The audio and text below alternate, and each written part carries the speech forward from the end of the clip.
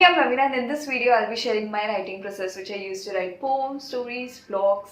You can use it too for your writings. The first step is the raw draft. I call it raw draft because here you write down your unfiltered thoughts. We don't overthink or analyze, you just let them flow freely. When you have a thought because of a conversation, an experience, you're feeling an emotion, or you find inspiration from prompts or by scrolling through the internet, you write that thought down. The first and foremost rule you must follow is write down the thoughts when and where they arise. You might think that, oh, this thought is so important that I'll definitely remember it after some time, or I'll definitely remember it in the morning. No, you won't.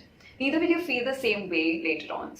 You can write a few words, sentences, paragraphs, anything. Just write something down which reminds you of the thought you were having, of the emotion you were feeling. You can write it anywhere, on a piece of paper, diary, mobile, laptop, on the walls of your home. I'm emphasizing on this because in this process we lose so many incredible pieces we could have written because we were lazy or we didn't put the effort. See, you might be able to recollect what you were feeling or thinking, but it will be after taking too many efforts. Going through that hard work, we could have easily done that. So, work smart, not hard. Step number 2, define the central idea. Once you're done with the raw draft, read through it again and find the central idea.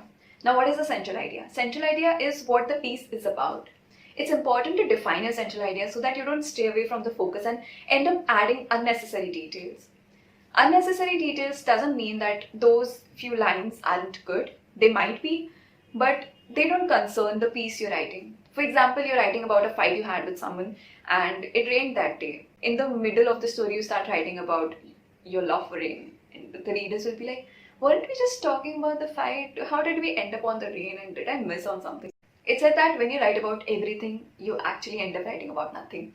It's important to define your central idea so that your readers know what to focus on. When you write about too many things in the same piece, they won't know what you were actually talking about. So define your central idea, exactly know what you're talking about. Step number 3, create an outline. Outline helps you to structure your piece as well as decide the flow.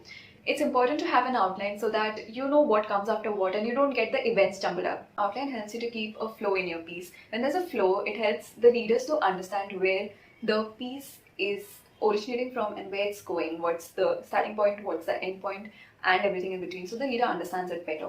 For example, you're writing about how you became friends with someone. So you write, where did you meet? What was your first conversation like? What did you think of them initially? How did you start talking more, hanging out more?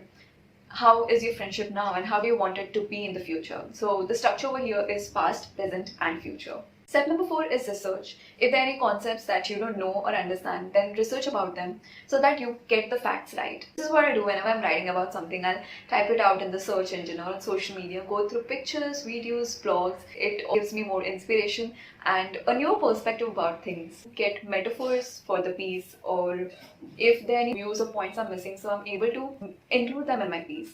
Step number 5, write the first draft. You have your raw draft, you have your central idea and outline as well as you've researched everything. Now it's time for you to write the first draft. When it comes to first draft, your focus is on building the story or the poem to build a rough draft which you can then work on with, setting up the base and then working on it to create the piece.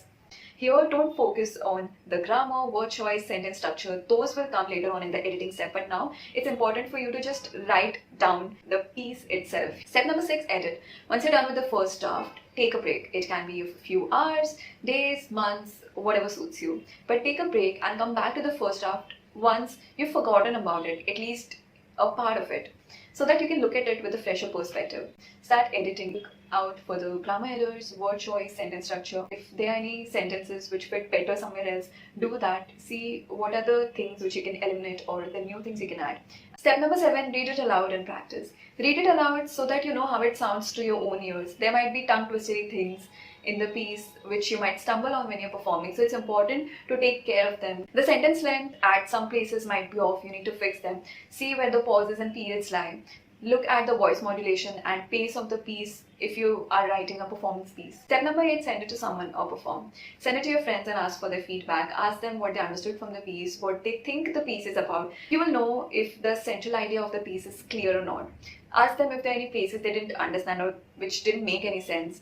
Ask them if the pace is slow or fast. When you perform it, you get the reaction of the audience live. You know there standing on the stage that what is next with people, what doesn't, what are the places you can work on, or what are the places you just need to eliminate. Step number 9, finalize. In Sara K's TED Talk video, she references a quote which goes, a poem is never complete, it is only ever abandoned. What that means is you can never complete a poem because no matter how many times you go back to it, you will want to make changes. It's important that you just abandon, you let it go. Don't go back to it again and again, make changes, make changes, make changes. No. Finalize it once and for all. You cannot hold on to a poem all your life, because if you do that, then you'll just be working on one poem all your life. What I do is whenever I'm satisfied with the poem, I'm like, there are no changes required. I feel satisfied with it and I don't think there are any changes required. So I'll stop there. I'll be like, this poem is complete for me.